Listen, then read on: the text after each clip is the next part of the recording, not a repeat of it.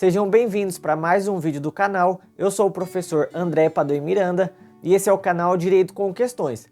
Bom, neste vídeo eu vou abordar sobre o ICMS, Imposto sobre Circulação de Mercadorias e Serviços, voltado tanto para a OAB quanto para concurso público. Então eu vou fazer algumas explicações e também vamos resolver algumas questões. Eu dividi este vídeo em duas partes. Esta é a primeira parte do vídeo, então sem enrolação, vamos lá. Primeiramente eu quero abordar dois aspectos do ICMS, de suma importância. A primeira característica deste imposto é que ele é um imposto fiscal.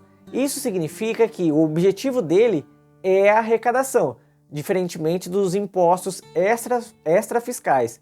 Nos impostos extrafiscais, o objetivo da arrecadação é uma destinação específica, como, por exemplo, destinado a algum setor da economia que não anda muito bem. Então, cuidado, a banca pode dizer que o ICMS é um imposto extrafiscal. Não, ele é um imposto fiscal. Objetivo somente a arrecadação e não uma destinação específica. O segundo ponto importante sobre esse imposto é que por meio de lei complementar, ok, este imposto será regulamentado. A sua banca ou concurso público pode querer fazer pegadinha e dizer que por meio de lei ordinária o ICMS pode ser regulamentado. Errado, é por lei complementar. Veja, por exemplo, o artigo 155, inciso 12 da Constituição. Cabe à lei complementar, como por exemplo, definir os contribuintes do ICMS. Veja que esse imposto é o imposto mais contemplado pela Constituição. Você acha mesmo que ele poderia ser regulamentado por lei ordinária? Tá? Então fica a dica. Vamos resolver juntos então esta questão cobrada pela OAB. A pessoa jurídica Verdes Campos LTDA realiza transporte de cargas entre os estados X e Y por meio de sua frota de 30 caminhões. Sobre a referida prestação de serviços de transporte, assinale a opção correta. Alternativas: incide o ISS de competência dos municípios. Não incide qualquer imposto. Incide ICMS de competência dos estados. E letra D, incide o IPVA de competência dos estados. Veja que no artigo 155, inciso 2º da Constituição, estão os fatos geradores do ICMS, ou seja, nas causas de circulação de mercadorias, prestação de serviço e de comunicação. A questão aqui é bem específica, ela aborda a questão de transporte interestadual e intermunicipal. E se a questão exigiu transporte interestadual, é claro então que incide o ICMS de competência dos estados e do Distrito Federal.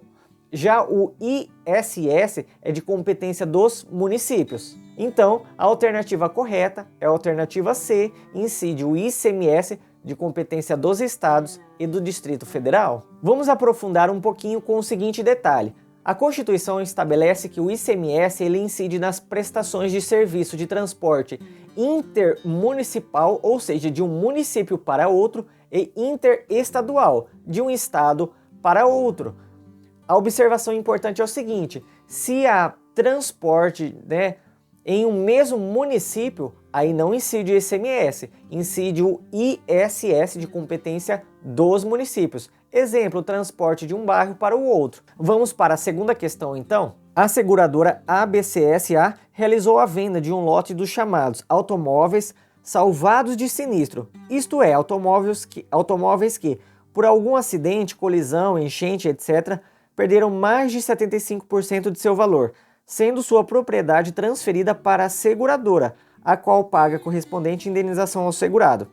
O fisco do estado X, alegando que a venda dos automóveis salvados de sinistro é uma operação de compra e venda de mercadorias, exige o pagamento do ICMS sobre esta operação. Diante do caso exposto, responda os itens a seguir. A. O fisco estadual está correto em sua exigência? Para responder essa questão, nós temos uma súmula específica do STF, que é a súmula vinculante 32. O ICMS não incide sobre alienação de salvados de sinistro pelas seguradoras. Mas afinal, o porquê dessa súmula? E vamos entendê-la. Olha só, qual é o objetivo principal das seguradoras? Não é a comercialização, venda né, de carros salvados de sinistro, e sim a realização de seguros. Então, se a seguradora não tem o objetivo de comercializar esses veículos, então não incide o ICMS. Letra B. Uma sociedade empresária que se dedicasse exclusivamente a recuperar automóveis salvados de sinistro, parcial ou totalmente, vendendo-os ou suas peças avulsas aos consumidores em geral, seria contribuinte do ICMS? Aqui a resposta é positiva. Sim, nesse caso, se houvesse uma empresa especializada na comercialização, né, na compra e venda desses veículos, aí é o caráter mercantil, aí é o caráter de circulação da mercadoria de forma habitual, ok? Vamos aprofundar um pouquinho na matéria utilizando essa mesma questão de número 2, tá? Eu quero trazer para vocês o artigo 4º da Lei Complementar 87 de 90. Esse dispositivo ele estabelece de uma forma um pouco mais abrangente quando a ocorrência do fato gerador do ICMS. Vejamos, contribuinte, ou seja, contribuinte do ICMS, é qualquer pessoa física ou jurídica que realize com habitualidade ou em volume que caracterize intuito comercial operações de circulação de mercadoria ou prestações de serviços de transporte interestadual, intermunicipal e de comunicação, ainda que as operações e as prestações se iniciem no exterior. Aqui eu vou trazer mais um exemplo prático para você não ter mais dúvidas de quando incide o ICMS ou não. Imagine que eu, André Padoim Miranda, sou advogado, leciono na faculdade e por acaso eu venda o meu veículo para um determinado aluno. Neste caso, não há incidência do ICMS, porque não faz parte da minha atividade, né, como advogado, como professor, a venda, esse caráter habitual e comercialização de veículos. Então não incide ICMS. Porém, caso eu, professor, advogado, comece a vender carros na faculdade de forma habitual, com o intuito de comercializar, obter lucro através da venda de veículos, aí sim, por ser habitual e ter o objetivo de comercialização, passa a incidir o ICMS. Então, recapitulando, o fato gerador do ICMS com base no artigo 4º da Lei Complementar 87 de 90 deve ser habitual, deve ter o intuito de comercialização, intuito comercial, tá? Um intuito empresarial e deve haver também, não se esqueça, a transferência de propriedade,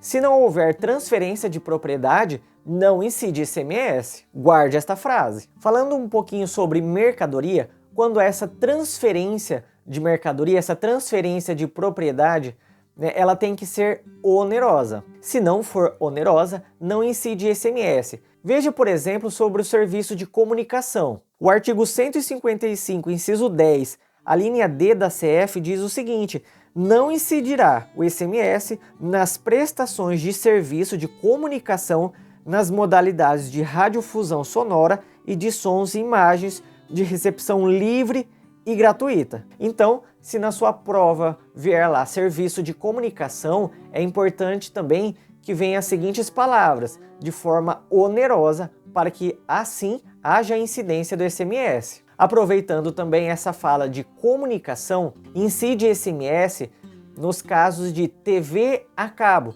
pois é um serviço oneroso. Olhe esse julgado para melhor compreensão da matéria. Já a transmissão onerosa realizada por sociedades empresárias que exploram o serviço de TV a cabo está sujeita ao ICMS. No entanto, o imposto não incide sobre os serviços preparatórios e acessórios à transmissão, tais como a adesão, a habilitação e instalação de equipamentos. Tá um julgado do STJ de 2008, super importante, tanto para a OAB quanto para concurso público. Bom, avançando um pouquinho no conteúdo, a sua banca, por exemplo, lá na prova dissertativa, na prova oral, pode fazer as seguintes indagações. Incide ICMS sobre os programas de software? Incide ICMS sobre as gravações de vídeo? No primeiro caso, sobre os programas, sobre os softwares, se houver apenas o licenciamento ou a cessão de direitos, nesse caso não incide ICMS, incide o ISS de competência dos municípios. Mas caso contrário, haja a produção, a fabricação desses softwares com a intenção da comercialização, com a venda, aí sim incide ICMS. No segundo caso, é a mesma coisa. Se você contrata uma empresa para filmar um determinado evento, não incide ICMS, mas incide ISS. Agora, se essa empresa vende, comercializa filmes, aí sim incide ICMS. Tanto é que nós temos uma súmula do STF, a súmula 662, que assim determina: é legítima a incidência de ICMS na comercialização de exemplares de obras cinematográficas, gravados em fita ou videocassete. E esta foi a primeira parte do vídeo.